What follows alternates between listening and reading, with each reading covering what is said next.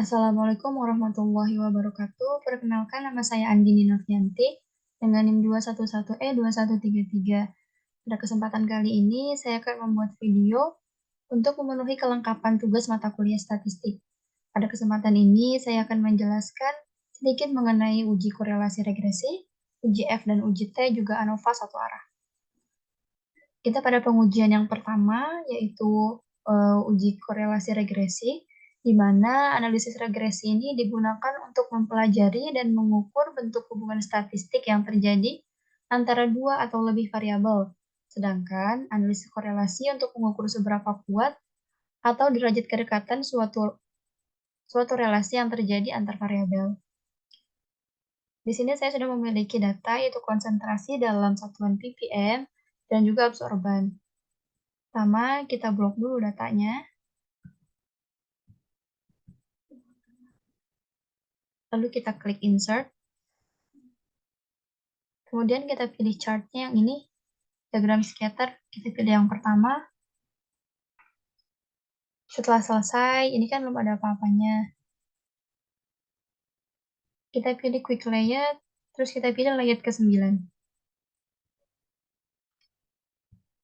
Nah, di sini sudah tertera, ada koefisien korelasinya, ada variabel X dan Y-nya. Kemudian, setelah itu kita buat R hitung.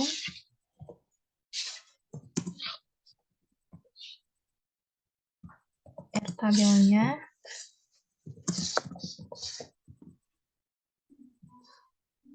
Dan juga derajat bebasnya. Itu dengan rumus jumlah data atau N dikurang 2. Untuk mencari R hitungnya, kita menggunakan rumus sama dengan SQRT. Tinggal masukin data dari koefisien korelasinya itu 0,9967. Kita tutup kurung, lalu enter. Ini telah didapatkan R hitung yaitu 0,9983486. Kemudian kita di R tabel. R tabel ini ada pada tabel Pearson yang sudah tertera di layar. R tabelnya ini kita pakai yang 95%. Sebelumnya kita cari dulu datanya atau derajat bebasnya itu. Jumlah data kan ada 5. Berarti 5 dikurang 2 sama dengan 3. Ini kan ada datanya 3 dengan derajat kepercayaannya 95%. Berarti 0,878.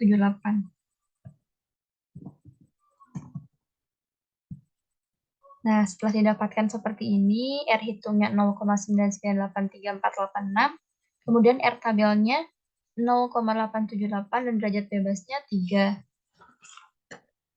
Setelah itu kita ambil hipotesisnya.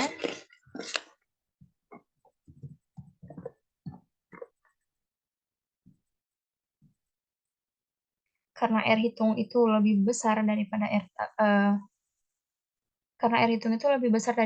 tabel, maka hipotesisnya adalah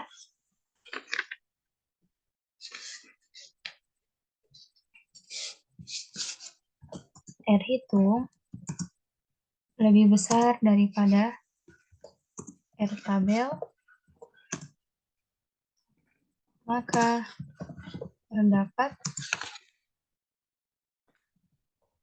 hubungan yang signifikan. Karena kan ini R hitungnya 0,9983486, kemudian R tabelnya ini 0,878, sehingga R hitung lebih besar dari R tabel, maka terdapat hubungan yang signifikan. Setelah itu, kita bisa mencari data manualnya dengan cara kita cari slope-nya, intercept, dan koefisien korelasinya.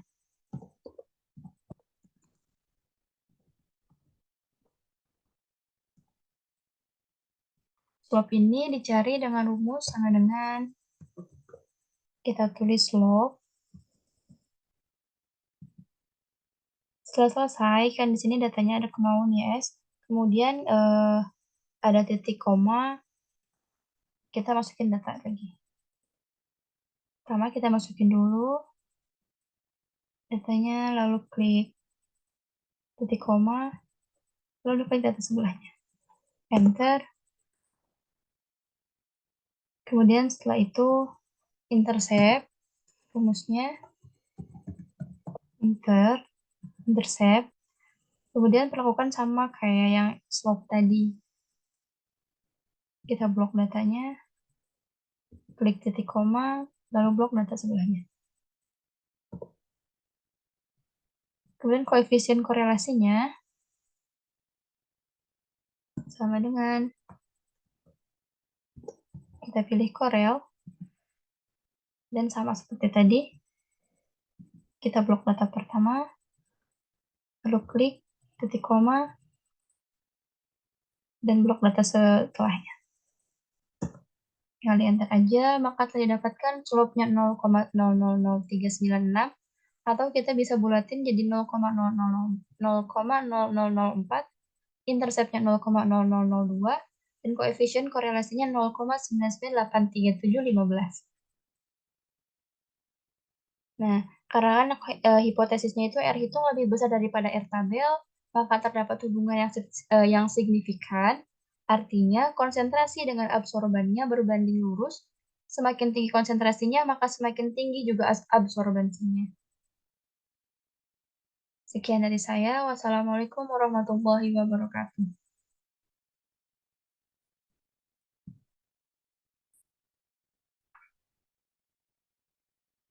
Assalamualaikum warahmatullahi wabarakatuh. Saya Anji Novianti dengan NIM 211E2133. Pada video kali ini saya akan menjelaskan sedikit mengenai uji F dan uji T. Kita mulai pada uji F terlebih dahulu. Uji F sendiri digunakan untuk menentukan apakah dua kelompok data memiliki kepresisian yang sama atau tidak. Di sini kita udah punya, saya sudah memiliki data, ada pH meter 1 dan juga pH meter 2. Pertama, kita cari dulu rata-ratanya.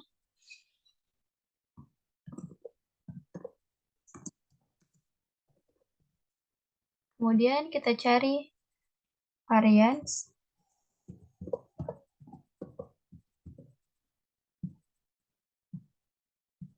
Nah, rata-ratanya dengan rumus sama dengan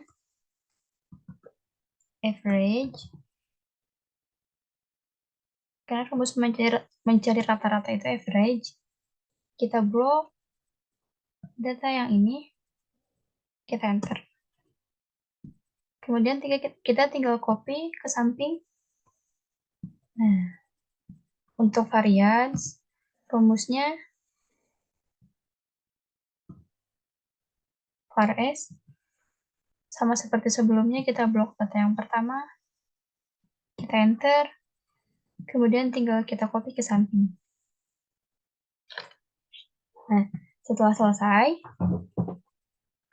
kan didapatkan rata-ratanya itu 4,01272, kemudian kalau yang pH meter 2-nya 4,002, variansinya yang pH meter 1 0,002, pH meter yang keduanya variansinya 0,001. Setelah selesai, kita ke data, kemudian kita pilih data analisis.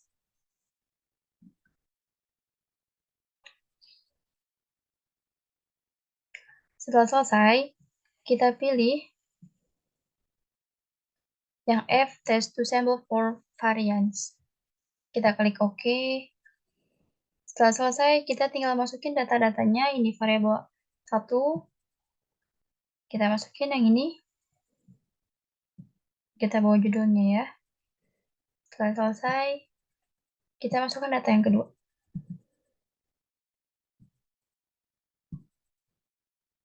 Karena tadi kita pakai judulnya, sekarang kita klik labelnya. Terus klik output. Kita bisa pilih di mana aja, misalkan di sini. Kalau dirasa sudah betul semua, tinggal kita klik OK. Maka muncul tabel seperti ini.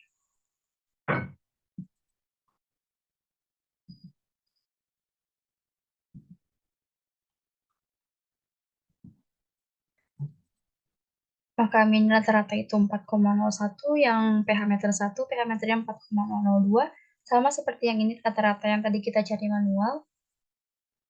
Setelah selesai, kita bisa lihat di sini, yang F-nya ini adalah F itu. Kemudian yang F critical one tile ini adalah F tabel.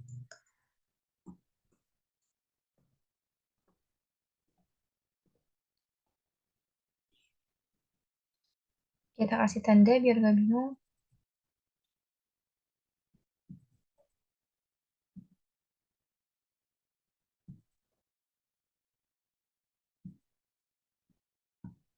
Nah, setelah selesai kan ini F-nya ini, F itunya ini 2,4315, sedangkan yang F tabelnya, yang F critical one tile-nya ini 2,97. Maka kita bisa tarik kesimpulan atau hipotesis. Hipotesisnya,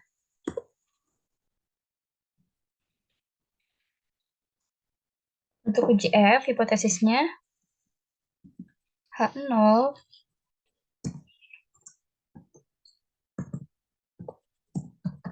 diterima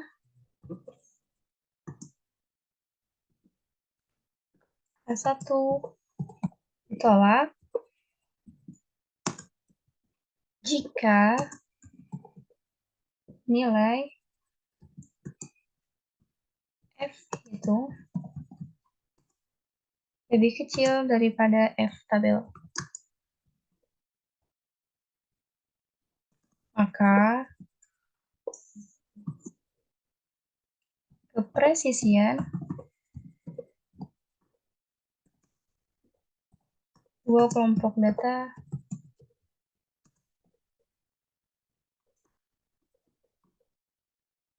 adalah sama.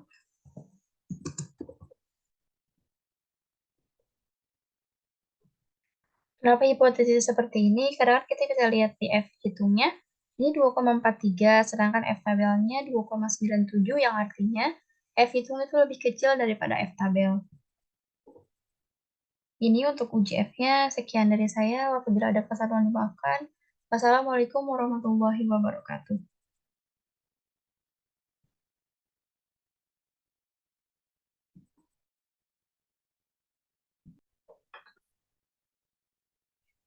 Assalamualaikum warahmatullahi wabarakatuh. Bertemu lagi dengan saya Anjini Novianti.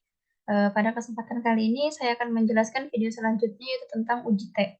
Uji T ini bisa dilakukan apabila kita telah melakukan atau telah mencari uji F terlebih dahulu. Nah, untuk uji T-nya sendiri, kita pakai data yang sebelumnya tadi diuji pada pengujian uji F. Sekarang kita mulai aja, kita klik data, terus kita klik data analisis. Setelah itu, kita cari yang t-test to sample assuming equal variance. Kita klik OK. Setelah itu kita tinggal masukin data-datanya. Jangan lupa pakai judulnya ya. Setelah itu kita masukin data yang kedua. Tadi karena kita pakai judulnya, berarti yang labelsnya kita klik, outputnya kita juga klik. Setelah selesai semua, tinggal kita klik OK, maka keluar tabel seperti ini.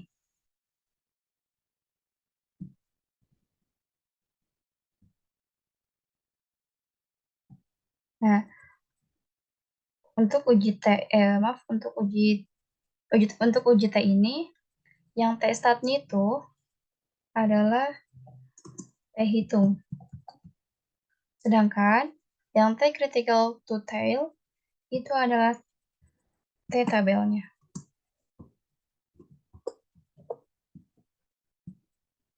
Kita beri tanda dulu.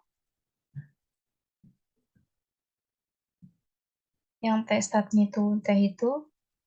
Yang T critical to tail-nya ini adalah T tabel. Nah, karena T startnya itu adalah T hitung 0,5494 dan T critical to tail-nya ini atau T tabelnya 2,08, sehingga hipotesisnya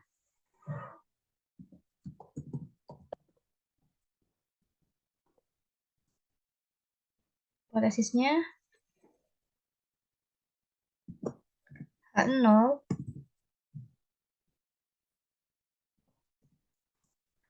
diterima dan H1 ditolak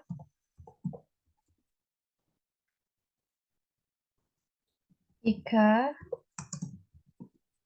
nilai T hitung lebih kecil daripada T tabel. Maka rata-rata dua kelompok data adalah sama.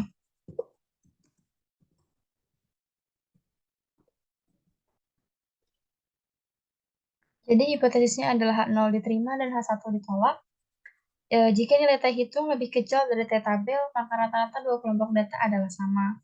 Karena data kita T hitungnya lebih kecil daripada T tabel, maka hipotesisnya adalah H0 diterima dan H1 ditolak jika nilai T hitung lebih kecil daripada T tabel, dan rata-rata dua kelompok data adalah sama. Sekian dari saya. Wassalamualaikum warahmatullahi wabarakatuh.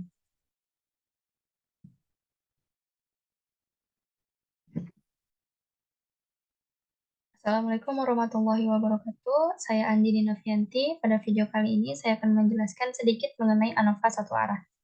Uji ANOVA satu arah ini digunakan untuk uji beda nyata lebih dari dua kelompok dengan satu variasi variabel independen. ANOVA satu arah ini hanya ada satu variabel independen yang mempengaruhi dari variabel dependen. Di sini saya memiliki data parameter A, parameter B, dan parameter C. Pertama kita langsung ke data. Lalu kita klik data analisis.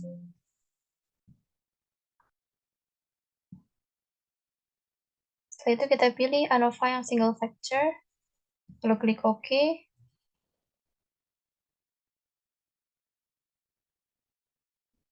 Datanya kita pilih yang ini.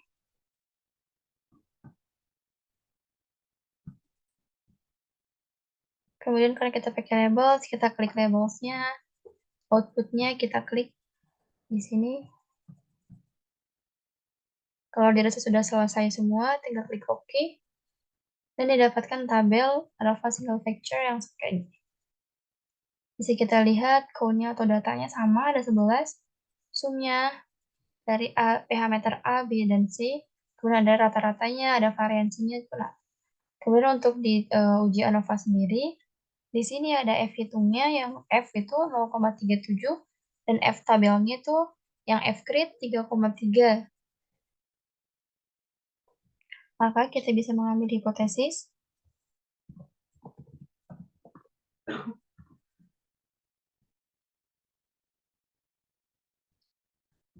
H0 diterima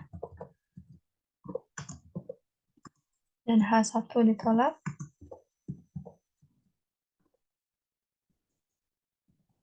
jika nilai F hitung lebih kecil daripada F tabel.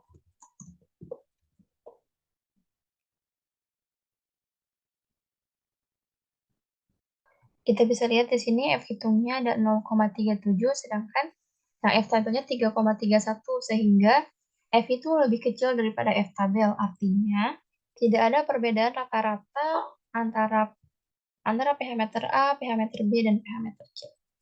Sekian dari saya. Wassalamualaikum warahmatullahi wabarakatuh.